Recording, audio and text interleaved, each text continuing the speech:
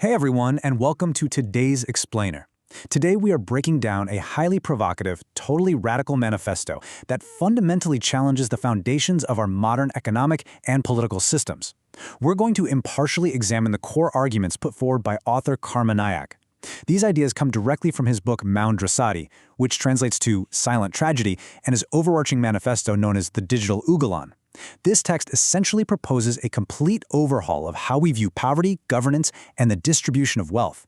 It's a fascinating, highly structured argument, and we're going to unpack exactly what the author is proposing step by step. Okay, let's dive into this because this number, $119, is literally the beating heart of the author's proposed economic revolution.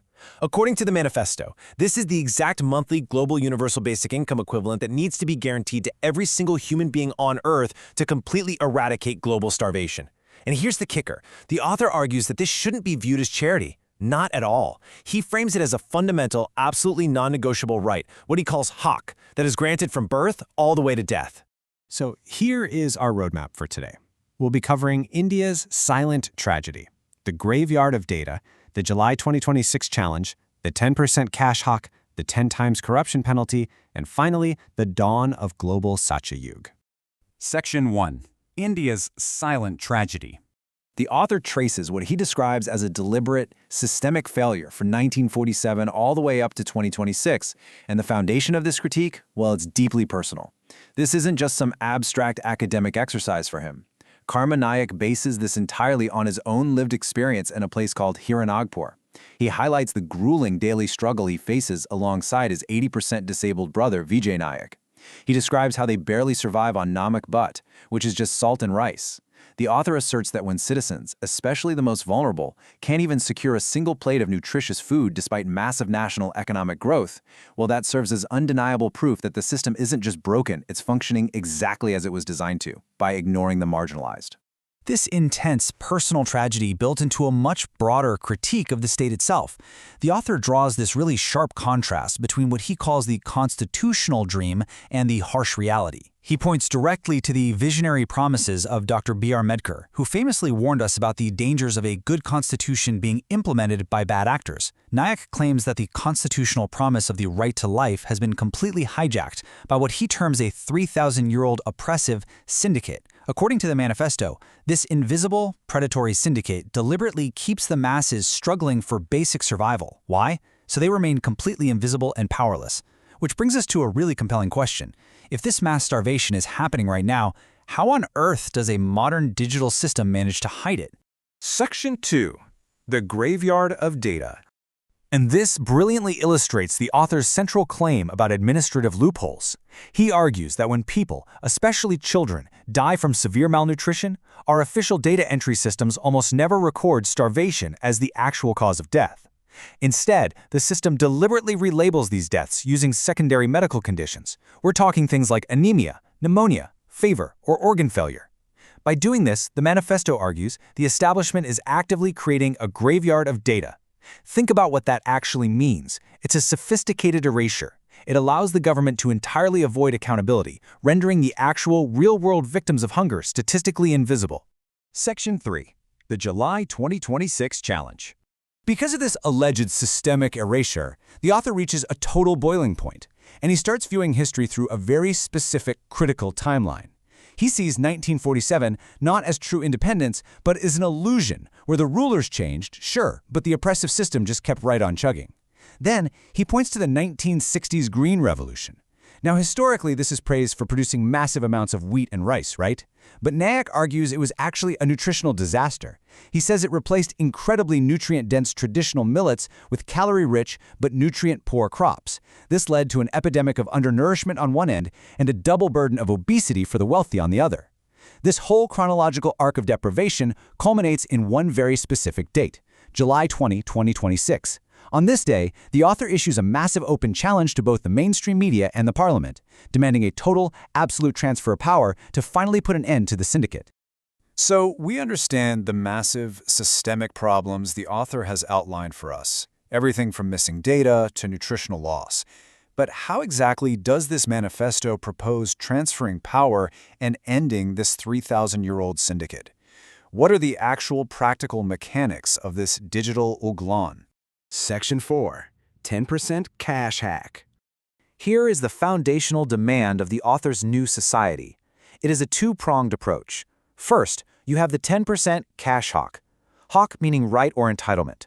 The manifesto aggressively demands that 10% of the national per capita income must be given as direct cash to every single citizen, from birth to death, no questions asked. Second is the 90% adhikar, meaning authority or rights. The author demands that 90% of the country's resources and governance must be transferred directly back to indigenous descendants. Specifically, he's referring to the Malinivasi, or the descendants of Shambuk and Eklavya. The core argument here is that only by placing power back into the hands of the historically marginalized can this predatory syndicate be stopped for good. Let's ground this theory in some actual numbers to see what it would really look like day to day. Based on projected economic data for 2026, the author calculates that this 10% rule would equate to roughly 2,000 rupees per person per month in India. For an average family of 5, that translates to 10,000 rupees, or, as we talked about earlier, about $119 globally per individual. The author argues this specific amount would provide an unbreakable safety net. It would ensure that no one, anywhere, is ever forced to endure that salt and rice starvation struggle ever again. But obviously, a major question pops up immediately. How on earth does a government fund this massive universal basic income? Section 5. 10 times corruption penalty.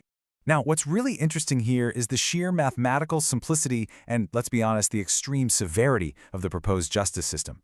To fund the 10% cash hack and totally destroy the financial power of the corrupt, the author proposes a brand new rule for economic crimes. You simply add a zero. That's it. If a corrupt official or some billionaire steals 10,000 crore, you add a zero to the penalty. The fine instantly becomes 1 lakh crore. It is a 10x financial penalty explicitly designed to absolutely financially ruin anyone who attempts to hoard wealth.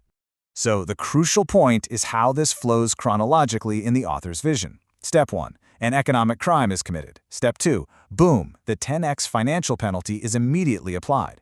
Step 3. Because the penalty is so astronomically high, it almost certainly results in the complete confiscation of the billionaire's assets, their palaces, and all their hoarded wealth. And finally, Step 4. If the fine remains unpaid, the perpetrators and their entire families are legally downgraded to below poverty line, or BPL status. The manifesto argues this is the literal only way to end what it calls the legacy of sin, ensuring that corrupt individuals cannot pass down stolen wealth to their children, which fundamentally shifts societal values away from greed. Section 6. Dawn of Global Satyayug. By completely restructuring wealth and governance like this, the author firmly believes humanity will enter an entirely new era. He contrasts the current ruling class, which he describes as having a predatory lion mindset, basically a syndicate that happily starves the masses just to build towering palaces and hoard wealth, with an egalitarian, radically nature-friendly model inspired by the ancient Indus Valley civilization. In this proposed model, resources are actually shared, traditional and highly nutritious foods are prioritized, and the entire focus of society shifts away from building monuments of extreme wealth to just ensuring basic human dignity for everyone. And all of this culminates in the definition of Satyayug, which is the ultimate grand goal of the Digital Ulgulan. According to the author, Satyayug is a global era defined by shared human rights, beautifully transparent indigenous governance, and the absolute complete eradication of wealth hoarding and systemic starvation. It is an era where that 1090 rule guarantees that basic nutrition is an undeniable birthright. And it's an era where the graveyard of data is finally replaced by total, uncompromised accountability. We've really explored the depths of the Digital Ulgulan manifesto today. We've looked at the heartbreaking personal pain of the silent tragedy, the strict mechanics of the 10% cash hack, the incredibly severe 10 times penalty for corruption, and the grand vision of a global Satyayug. It is a stark, uncompromising critique of the modern world, but it leaves us with a profound question to ponder. Could this radical economic shift, rooted in transferring power back to indigenous descendants and guaranteeing a basic income, truly herald a new, egalitarian Satyayug? Or does this framework pose an impossible, destabilizing challenge to modern global governance? Well, that is something for you to consider. Thank you so much for joining us on this explainer, and we'll see you next time.